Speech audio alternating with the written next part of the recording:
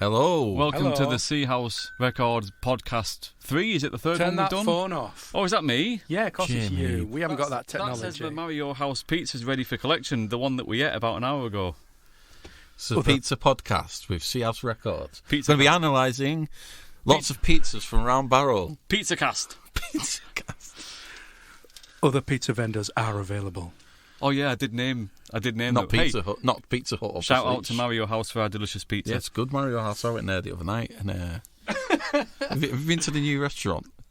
I was only because I was 15 minutes early, so I was sat in the restaurant for the first ever time tonight. Have you been downstairs? No. Oh, it's brilliant. It's like a haunted house or something. It's really good. The decor and stuff. It's like something of Resident Evil, and they've got like a little organ there, and it's creepy kind of.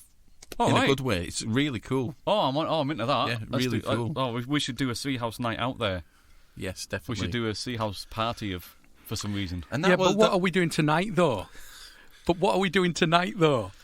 Go on, Jamie. What we're doing tonight, folks, is I think it's the third one we've done, and we're talking to our fellow Seahouse label mate, Jonny Swift. Who are you, by the way? I'm Jamie Bosanko, by the way. And the one that keeps asking who we are and what we're doing is Matt Kassell. Because I don't know who we are or what we're doing.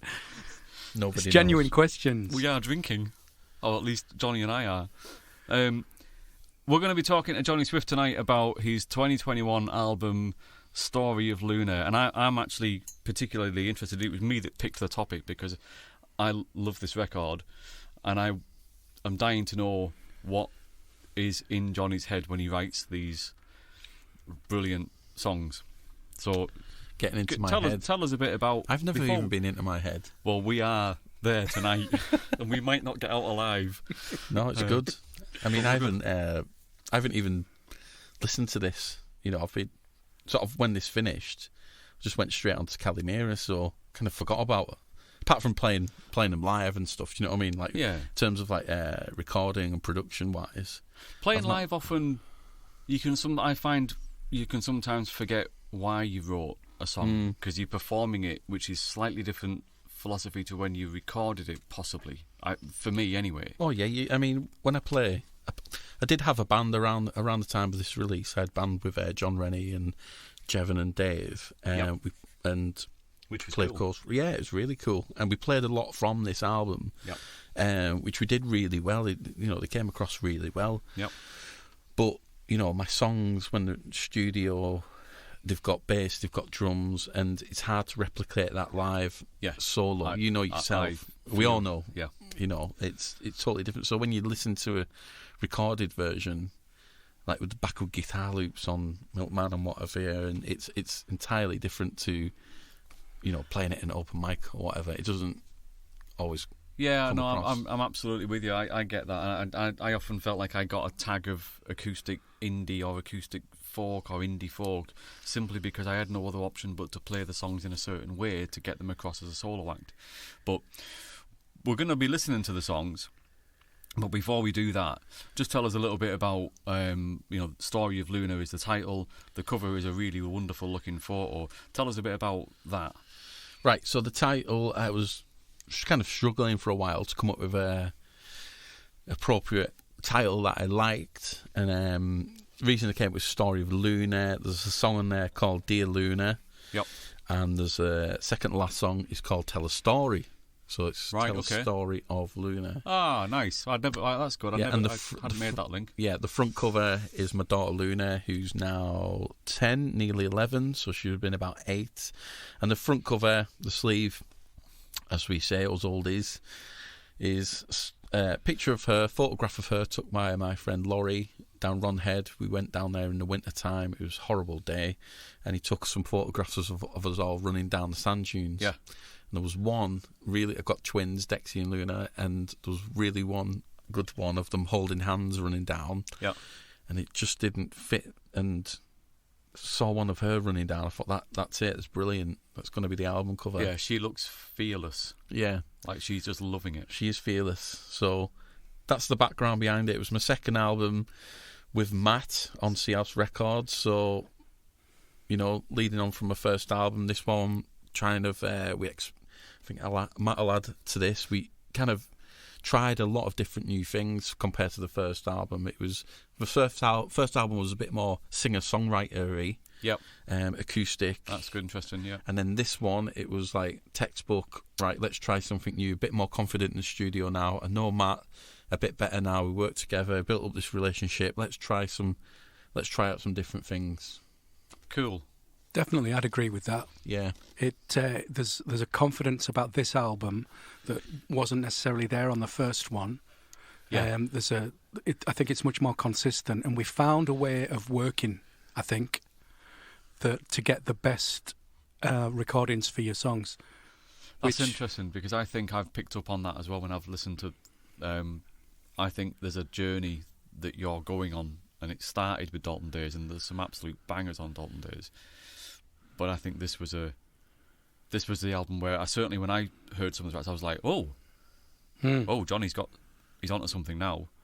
So that's interesting that's played out, because I think the listeners, for me as a listener, I've heard that.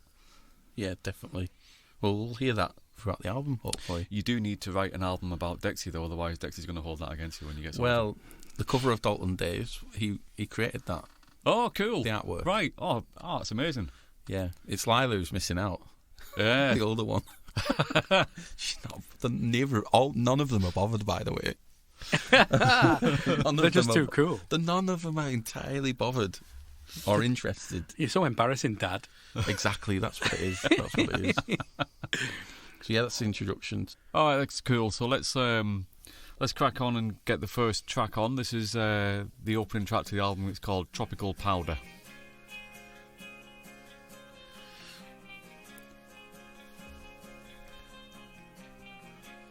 She works all week till Saturday. So, this song is about Asda's own washing powder. Everybody thinks it's about drugs and cocaine, but obviously it's not. I wouldn't write a song about that. This is a lot of people's favourite song off the album. Deborah Henry loves this one. I think it's great. I purposely wrote this song. I remember when I was when I wrote this song, and it was on an evening. It was on a Friday probably, because I was coming in on a Saturday with Matt, and I had some songs in mind which I wanted to do. And I wrote Tropical Powder and Milkman at the same time, like in about an hour. And when I wrote this one, I purposely wrote it. I wanted something really poppy to start the album off with, so it was quite intentional. And it just came. I had the capo on the 8th fret for a start, which is quite unusual. Yeah, it's high up, isn't it? Oh, yeah. Yeah. And I got a very picky kind of Johnny Marr kind of guitar playing. I love that little harmony in the background, by the way. And I just really noticed that for the first time yesterday, and I was like, listen to that. Wow, that's cool. So I had the chords, and I was like, what? I had the melody, and I literally didn't know what to sing about. And I turned it down, and down to the side was washing powder called Tropical Powder, which is Asda's own washing powder brand. And I started singing it, and about 10 minutes later, Alison came in, Gary, to sing, what's that song? And just went from there, really. Yeah, that's where I got lyrics from. Yeah. That harmony's really nice in the background. Yeah, at the end, we added a ukulele. Do you remember? No, I don't remember, but I do now. Hear it? Yeah. Oh, yeah. Yeah, there's a ukulele at the end. Yeah. And it's capoed. The ukulele's capoed. Yeah. I had to put a capo onto it. It's a lovely melody. I mean, it's a fun song, but it's a lovely melody as well. So you can see why it's popular when you do it live, because it's got a jingle and a jangle, but the melody's lovely. Yeah, it's just like when I was writing the album, constructing it, putting the songs together, I had this conscious idea. I thought, I've not got anything on there which is like super, super poppy. Yeah. So I intentionally went out my way to write something like really addictively poppy. Do you know why everyone thinks it's about something else? Yeah. I don't think it's so much the Tropical Powder thing. I think it's life's a little bit louder, is it? Well, if you read the lyrics, the lyrics on the verse, it could give it away as well. Right, I think it's when it follows that She line. works all week till Saturday, and when the weekend comes her way, she don't like work, she likes to play. Yeah. It's all that suggestive. Yeah. You're just playing, aren't you? Yeah. Yeah, you're out, you're having fun. It's really about a young woman who just works and then gets to the weekend and likes to do what she wants. And shops in Asda. And shops in Asda. There we go. Cool. Okay, so the next track that's coming up is the second track in Milkman. Now, Yes. this is a favourite of a lot of people's. It's got Yes. a really cool video accompanying it as well. Yeah, Black Hole Ships. Let's have a listen. Yeah, I mean, Alison loves this one. Yeah? It's her favourite track of mine. I mean, I love it. I think it's great. Especially like the It's very recorded different, version. coming off the back of Tropical Powder. Yeah, yeah. I mean, the drums, if you listen to Nightclubbing by Iggy Pop, it's a rip-off of that. Not rip-off intentionally, right, okay. but Nightclubbing, Yeah, we're nightclubbing, Soft Train Spotting soundtrack, and Yeah. it's just like, and they've got the tambourines, And it's it got sort the of clapping. chugs. It sort of... Yeah. But what I wanted to say about this track is that it was the first track I did where I experimented in the studio. I didn't have a structure. So I came in with Matt, like normally, like last album, Cumbria Rain or what have you, I had a verse, chorus, start, middle, end, very structured. This was the first, and if you listen to my next album, Calimera, I went even further on that kind of vibe. Yeah. But this was the very first time I thought... It's important stuff, that. Yeah, this song was the very first moment where I thought I can really develop things in the studio with Start Matt. to use the studio. Matt is willing to go with that. Some producers are like, nah. But Matt was always for kind of like, yeah, let's kind of just improvise. So what you're hearing now is the guitar loop. So we played It's a backwards guitar. Yeah, I played a guitar solo, and then... Now, I want to ask a question at this point because I've heard this song many times, but I listened to it. I had a really good listen over the last 24 hours when we said we'd do this. That reminds me of Zip Tomorrow Never Knows, the Beatles, that guitar loop. And I wanted to ask, remember the group that we had, the Norwegian Woods? Oh, right. Where we listened purposely to the Beatles for every weekend. Album listening. Was that in any way an influence? Not at all. Really? No. Wow. Because I just went, as soon as I heard it, not overtly anyway. Right. Maybe subconsciously, but the song itself is based on a true story. Right. If we've got time to talk about it. Me and Alison, we got roped into getting some milk. By the way, that's Matt on the keys. Brilliant. It's a brilliant keys part. So yeah, we got roped into ordering milk from this guy through bottles. And we put it in the fridge. I closed the door, the milk went everywhere. Alison decided we didn't want it, and we had to phone him up, say we're cancelling our milk, we want to go back to just buying it from the shop. And Alison was like, you've got to write a song about this. Came up with the chords one night, and that was the Milkman. And it's MLKMN rather than the Milkman. I just decided to do something different with the title. And there's the Doors influence. Everyone says it's like people are strange. I was just thinking that key when you said the keyboard. I started listening to the keyboard as you were talking, and I was like, I'm hearing the Doors. This is the best bit. This is a surprise at the end. That's a cracking pint of milk, my son. Cracking pint of milk. Someone said to me once, where did you get that sample from? I was like, it's not a sample, it's me. That's a cracking pint of milk, my son. Somebody thought it was like we got a sample off the internet. I was like, no, that's just me. I was stood here just made it up. Like a bad milk advert from the 80s or something. That's a cracking pint of milk, my son. Maybe we should sell samples of you on the internet. Yeah, maybe. Yeah. I think I've said all I needed to about that one. Let's get a new business. Seahouse samples. Seahouse samples. You heard it here first, folks. Sample house. Yeah, cool track. Alien, I love this track. Love it. Yes, this was the first song recorded for the album. Right. This is the first song I wrote and recorded after Dalton Days. Cool. So after that album was gone, this is the first song I did as a single. That's right. Standalone single. Yeah, it came out as a single right, Before I yeah. even started thinking about this album. Yeah. And John Rennie did the really, really great It was video. cool, yeah. Yeah. Do you know what? I saw that video and I was like, oh, right, you can make a video without needing to be spending loads of money and you know, it can be done. You can do it. John is a bit pricey, I think. Well, no, but if you have an idea and you can pull together some resources, you can do a video, and it was cool. It was great. The video, it was all about the video for this. Like that video got the song out to so many people. Yeah, absolutely. And loads of people messaged me saying, love the video. A bit with Pigsty at the moment, you know. Yeah. The format of a video is really effective. People consume music through video. Exactly, yeah. Same with Matt's latest single as well. But yeah, the video was cool. Filmed it around Barrow, went down the coast road, got a couple of friends roped in. It's only about 2 minutes song. Yeah. This got played on Steve Lamacq as well, Six Music. Can I just add something at this point? The thing that I notice about your songs is you're very quick to get to the chorus, which I think is cool. A mantra from Tom Petty and the Heartbreakers that they talked about was they had a mantra when they were in the studio: don't bore us, get to the chorus. Right. Brilliant. And that's what I was thinking when I was listening to these records. And I was thinking, because you don't mess about, you straight into the chorus. And I think that's really cool. Yeah. It's brilliant, that. Me and my mate Laurie from Manchester, we had this thing about trying to find the song with the quickest where it could get to the chorus. Yeah, alright, cool. Yeah. And I think this as well, for me personally as a listener, this is the first song when I heard this, I was like, you know, when I talked about that difference from Dalton Days to this, I think this was a song where I went, all right.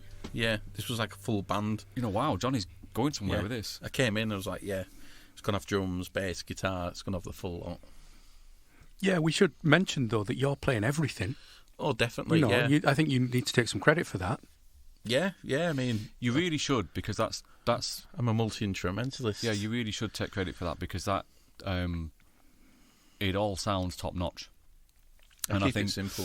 And I think it's a genuine creation then. I mean, I write songs, but I have people that play certain instruments for me on the recordings. But I think I can't claim that on any of my songs. But to be able to say I wrote all the parts, and I literally played all the instruments and played all those parts myself. That's quite something. I think you should. You should. You're embarrassing him now. I am. I know. Yeah. I'm doing it on purpose. He's modest, though, isn't he? Yeah. He's. Well, I just don't want to work with anyone else. You see. Yeah, I mean, I don't like being in a band. You know, whether it's because you're just proud of doing it or because you hate people. It's the latter. If it floats your boat, you know, if it bakes your waffles. No, I've been a bassist in a band, I've been a drummer in a band, I've been a guitar player in a band, I've been a singer. I can do all of it, so I thought, I'll just do it all myself. Yeah. And it's cheaper. Simple as. Well, it's certainly quicker. It's quicker. Yeah. It's not cheaper. Because I've got to pay for it all myself. But you do things in about one take. Yeah, I was talking this about with John Rennie. Asked me the other day, actually. He said, how does it work? And I was like, I pay for it all myself. But the advantage of that is I work really quickly. Like, I come in and I'll tell Matt straight away what I want to do. Yeah. And often I'll do things in like 1 or 2, 3 takes because I know it's in my head. It's just kind of replicating it. It's just articulating it. I have some songs like that, but not many. I tend to muse over things for probably too long, if I'm honest. And again, I think me and Matt have talked about this, so I'll embarrass you again. The thing I like about your songs is, I think I said it actually on Pigsty. You just back yourself and get it out. Yeah. Which again is, it may sound simple, but there's a lot going on, and you just go, no, I like it. I'm backing it. It's out. It's gone. It's there. I think that's something to be proud of. Cheers. Can I just say something about the song we've just listened to, Alien? Alien's one of those songs which you do a couple of these things sometimes. It's got an odd feel, but it doesn't sound odd. It sounds very, very natural, but it's in bars of 6. Yes. Someone asked me, it was actually Black Old Chips. When it released it, he said, what's the timing of it? And what's the chords? So I kind of had to work out myself. I was like, 1, 2, 3, 4, 5, 6, and the chord change. I just felt it was like a bit more interesting, and rather than 8 bars of 8, 6, it just felt like it was going quicker. Yeah, it does. It gives it real momentum because you're essentially dropping 2 beats each time. Exactly, that's what I was trying to say. But it doesn't feel odd. You've got this natural thing. You quickly get into, this is the groove. I was listening to that today, actually, and I was thinking, so there's a snare, then there's a... No, there's no snare. There's another one. And it's like... But it seems to work. It seems to work, and it's... I know, it's cool. Yeah, proud of that one. Cool song. I'm going to say it. This is my favourite song on the album. Let's have a listen. Bizarrely, in my opinion, it's a few people's. I don't get it. I tell you what it is for me. It's the lyric and the tempo.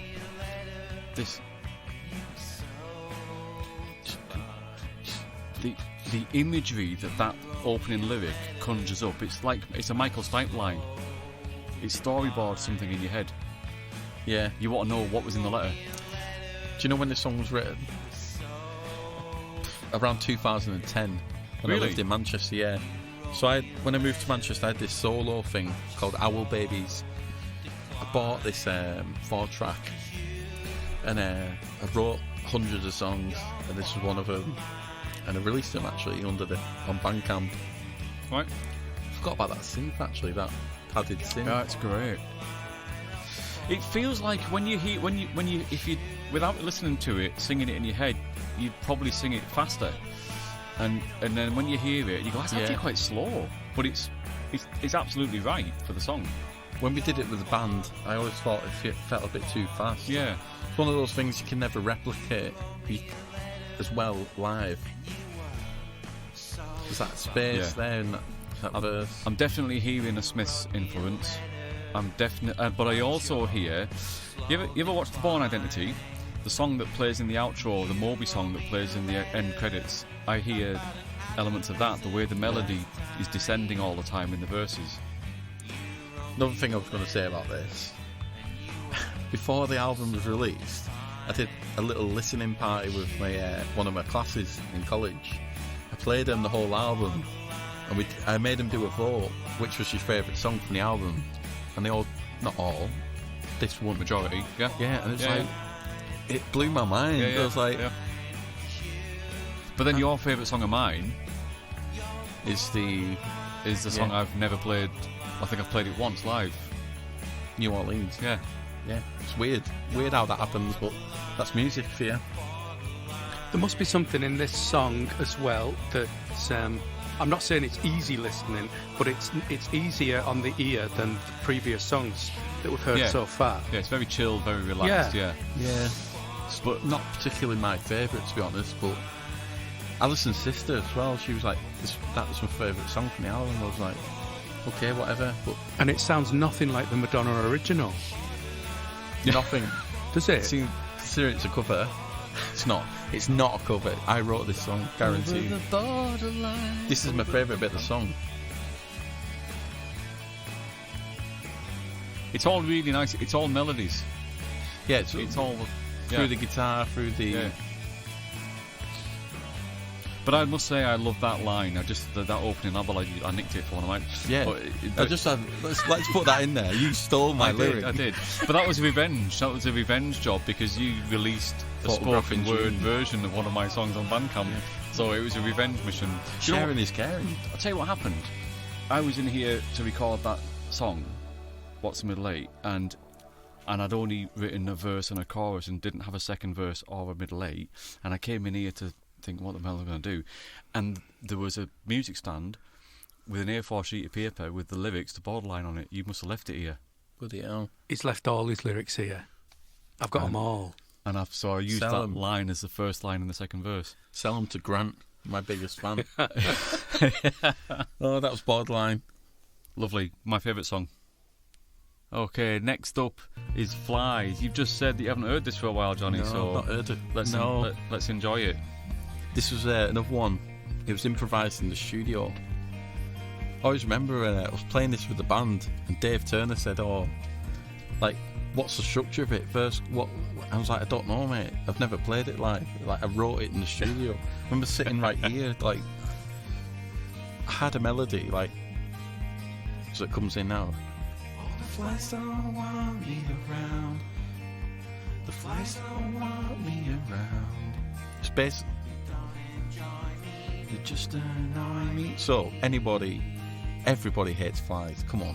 All right. Yeah. So it's very literal. It's about flies don't want me around. Maybe I'm annoying them. Yeah. It's about that thumping. You know what I mean? And it's the concept of the album. It's very much like a filler, as you would say, but it's still quite a cool, interesting track. I think this is the first time, or the furthest we've gone with sort of electronic instruments as well. Yeah. What's that in the background now? That it's a synth, isn't it? Like an arpeggiator synth with the delay on. Yeah. Yeah, we messed around with this, didn't we? Yeah. It's basically messing around. Yeah. But I love that kind of stuff. I really do. And it's nice that other producers wouldn't go with it, would they? But fair play to you, Matt. You know, you were up for just messing about. Well, I think we tried. We might have even tried an acoustic kick on this, and it wasn't right. So we said, well, let's try drum machine. Let's try and find an 808 or something that just kick, classic dance, kick drum. Yeah, it's even better towards the end, that like electronic vibe. I think an acoustic might have sounded almost too thuddy. Comes in now. Oh yeah. You can hear it now.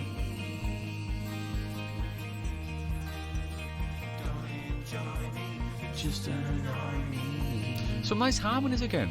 You did like triple harmonies, I think. Yeah. I encouraged you to put more harmonies on this. I think you did, yeah. Well done. On the whole album, I mean. Yeah. I'm always against kind of harmonising and stuff, but I love it. Yeah, I just think... Anyway, the guitar, it's the same riff over and over again, very repetitive. There's a theme there, though, that I think quite a lot of your songs, you do use a particular hook or a lyric or a riff, and you're not trying to repeat it. And if it hooks the listener in, that's absolutely cool. Yeah, I'm big into kind of like repetition. Yeah. And like, I love things what are just repeated and get the listener drawn in and hooked. Oh, there's a lot of synth going on there. That's nice. Oh, yeah. Hey. Yeah. All that was just going on all the time. You just couldn't hear it. Yeah. Okay, track 6, Dear Luna. Yeah. So, title track of my album, in a way. It's a bit of a... One half of the title track. Yeah, one half. Yeah. Oh, Oasis. Yeah, a bit kind of 90s Britpop kind of vibe. It's a very short song, this, actually. Just the way that opened. It's maybe the one with the most sort of Manchester sound, I think, on the album. This straightforward sort of Manchester swagger. Yes, yeah. Yeah, it just kind of... nice harmony there as well in the chorus, nice backing vocal. It was one of them, I wrote it and I thought, it's not the greatest song in the world, but I don't care, I'll put it on the album. Like, it's just a song from my daughter, and what else? But again, that's it. That's what I said before. I don't care, I like it, I'm backing myself, it's out there. Yeah, sod it, who cares? That's my motto. Guitar solo coming up, which is very rare for me.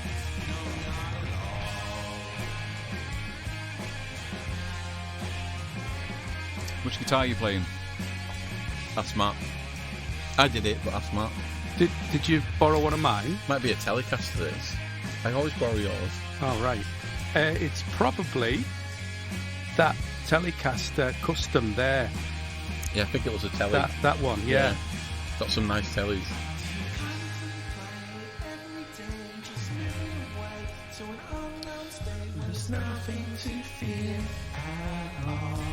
That's it. It's brilliant, that ending, because you're expecting many songs would go to a breakdown section and then build it back up again for a big ending. Well, you're expecting that, the intro. You were expecting it to come back in with that kind of Oasis-y dun dun dun dun dun dun dun. Yeah, but it doesn't. One of them, I just wrote it and it ended on kind of like. Well, you said what you want to say, and I just thought, no point carrying on. Just end it there. Yeah. That's it. You said what you want to say. Get in, get out. So this is track 7. This is Dancing Alone. Now tell us a bit about this, because this again is quite different. And why did we keep that mistake? Played an A minor. Oh, what's that I just heard? A swear word, I think. Ooh. This is Jonny Swift going jazz. Yeah, but it's quite different. Yeah, exactly. Just wanted to keep it different. I'll tell you the story behind this one. I used to work with a guy called Pete Kerr, and I went to his. Do you ever find, as musicians, if you play a different person's guitar, you play it differently, or you come up with different... I can't explain it. Yeah, I think a guitar... Really weird. I think different guitars can influence different styles, definitely. Oh, yeah. So I went to his house, he had this guitar, and I picked it up, and I played it in such a different way than I would normally with my own guitar. It's weird. Going back to the Beatles... Yeah. The Beatles album group did about 2 years ago. I was listening a lot to Beatles around this time. Yeah, I think there was a lot of seventh chords. So yes. It's like A7, D7, yes. E7, B7s, a lot, and there's a bit of that in there, isn't there? Yeah, definitely, a lot of it. It's all seventh chords. The reason I pulled that out before is because I remember us having that group at the time, and I wondered whether some of that intense listening had found its way into these records. It did, but not on Milkman. Not on the Milkman, on this one. That's cool. So the double bass, man. I was going to say, we heard it in the intro. We just heard it in that little foible at the start. Yeah. This was the first... I just bought the double bass. Roger Whittaker guest starring. And this was the first song that I played it on that we recorded. Yeah, I remember the guy dropping it off and set it up for you, didn't he? Yeah. Blackpool. That's right, it came back from Blackpool. Yeah. And we it's did it. It's a lovely sound. Yeah, and it's... perfect for this song. Isn't it? Yeah. Yeah. And that was probably the first whistling solo that I'd ever recorded as well. Yeah, I was proud of that whistle. Yes, so you should be. I can't whistle. I can. No, this doesn't sound right. It's another influence on this one is the Coral. Okay. So Coral had just released their previous album, which is called Coral Island. Coral Island. I mean, I absolutely love it. And there's quite a few little vibes on there, which I kind of added to this. I don't know what it is, but there's like a South Sea kind of influence, like Hawaiian sort of South Pacific thing going on here for me as well. Yeah. I can't explain it.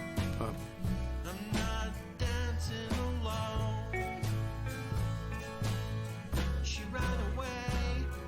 There's that organ. Oh, that's nice. The Hammond organ there. Forgot about that. Out of sight, now she's gone.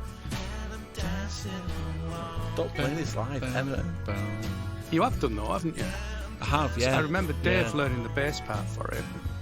Yeah. I've heard you play it acoustically live on your own, not with a band. It's one of my more complex songs in terms of the changes and things. That's the reason why I don't play New Orleans as well. Play what? When you're always telling me to play New Orleans, that's the reason why I don't do it. Yeah. Because it just doesn't... I know what you mean. You have certain songs that are easy to play, and certain songs it just doesn't feel the same unless you've got a band with you. Yeah. I like the way it ended on a minor chord there, Johnny. It's very sad. Yeah. I think it's intentional, wasn't it? That one. So this is the next one. This is Let's Go to a Disco Party. Yep. So basically, this is Paul one of the Day's first songs ever, and it goes back to when I lived in Lancaster in the mid-2000s. Right. It's one of the first songs I ever wrote. Good music scene in Lancaster. Yeah. Yeah. I think this has a relationship to Flies that we just heard before. There's a link between these two songs. Similar feel. Right there, Matt. Yeah, it's That's just falling off his chair. It's the non-alcoholic beer getting the better of me. Oh yeah. Gets you. I mean, when I lived in Lancaster in the mid-2000s, I used to play this at loads of gigs and house parties. Right. And everyone was like, play Disco Party, play Disco Party. It was like literally one of the first songs I ever written. When I first moved away from Barrow, moved to Lancaster, and that's when I kind of started writing songs. Didn't write any songs till I left Barrow. Right. I just didn't have the confidence. Like in my mid-20s kind of thing. That's interesting, why not? won't go there. It's a whole separate podcast. Okay. Well, let's do that one. the why Johnny left Barrows podcast. Let's do it. Getting back to the people who like this song, though, when it came out, I was really surprised online to see people going, "Oh wow, disco party!" Like they knew it and they remembered it. Yeah. And that's a great thing to have, isn't it? Like I said, it was a popular one. Like I used to play at gigs and stuff. It was like a live favourite. Yeah. Even though it's one of your older songs, then possibly the first song you ever wrote. Does this have? Because I think I can hear a relationship with Flies. Did you also push yourself in terms of the studio, using different approaches, or was this fairly straightforward? Because it's got a similar feel. This was, I think, this was the last song we did on the album. Right. This is the last song we finished. Right. See that melodica? Yeah. This is a live melodica. It's one of the last kind of sections we did, I think. And the drums were all kind of done on a floor tom over there. Yep. Yeah. And the acoustic was just picky. It's just very simple kind of song. Yeah.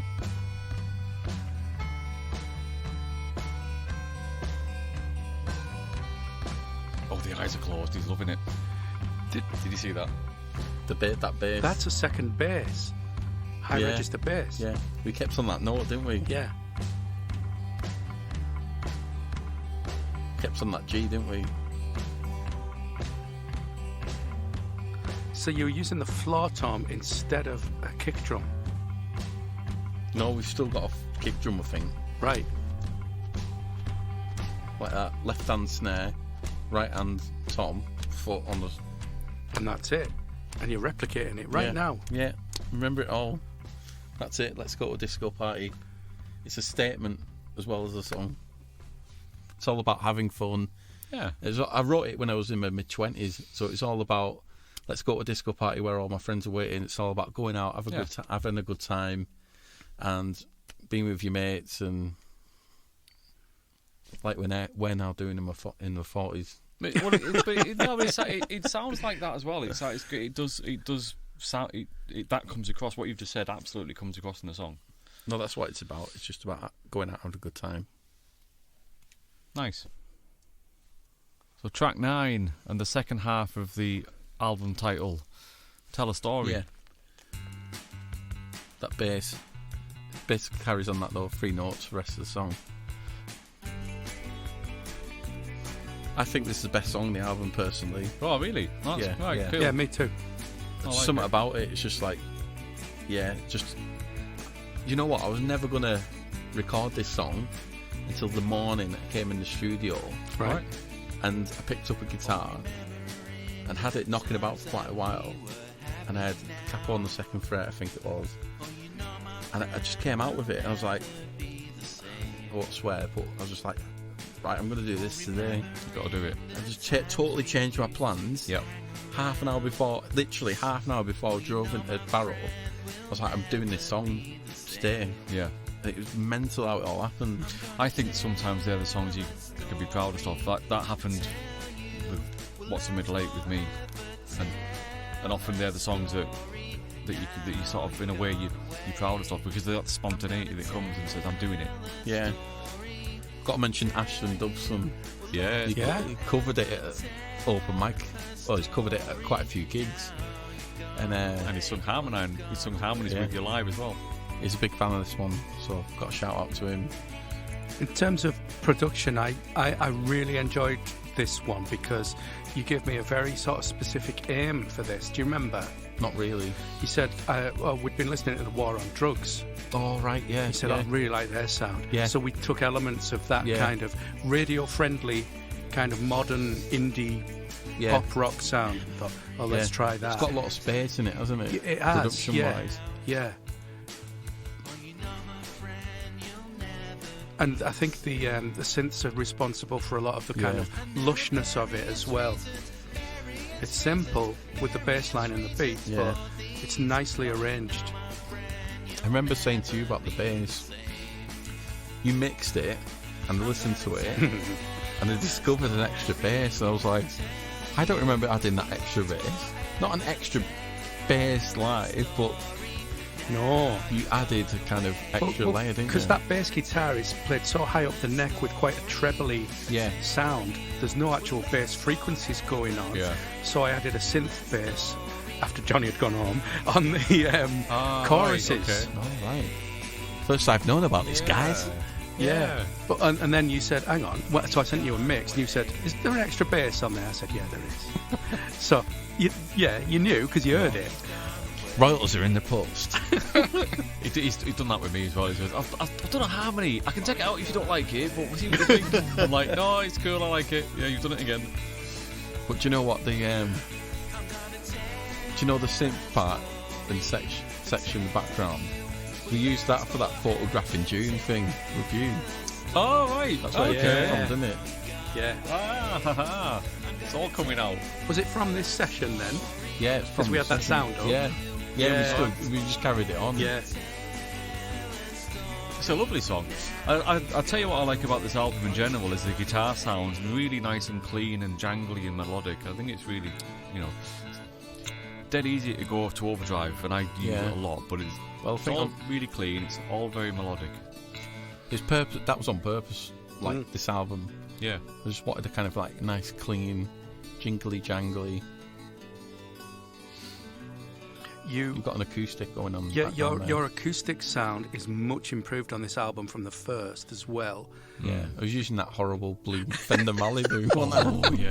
Yeah. I still got that. What have you used on this album? It's probably the Epiphone. It's your Epiphone. Yeah.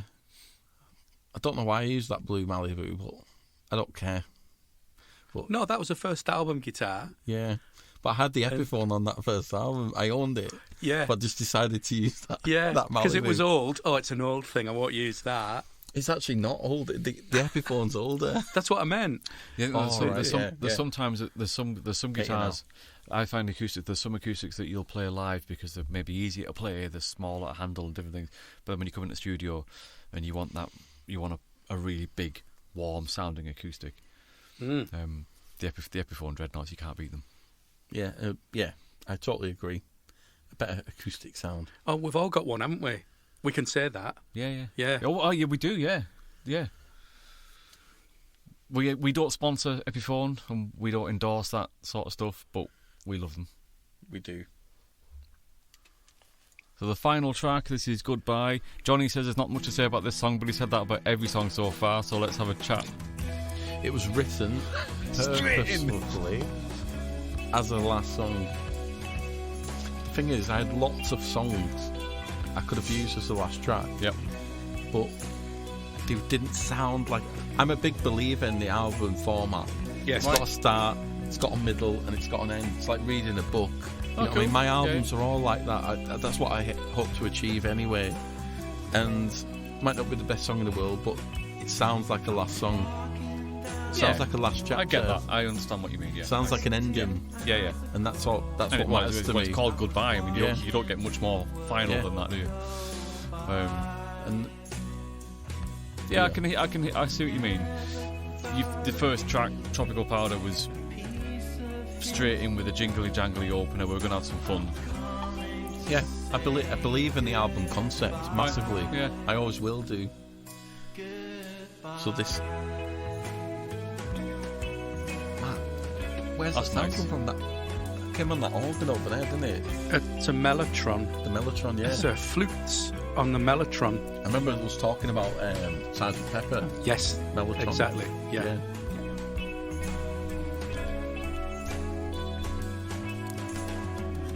And I'm playing drums with brushes, yeah. And very nicely as well. Ringo.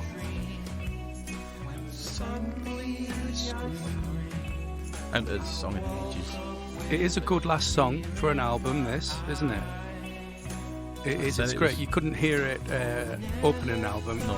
In the middle of an album, you'd go, all right. Yeah, I wrote it.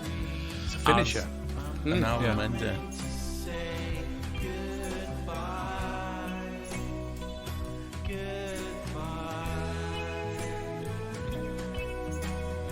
There's a bit of a groove going on as well with the bass line there.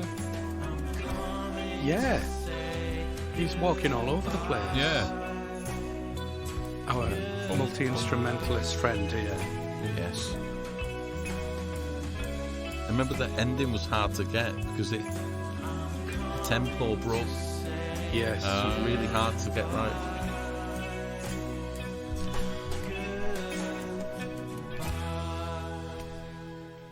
I think he did it. Yeah, I hope so.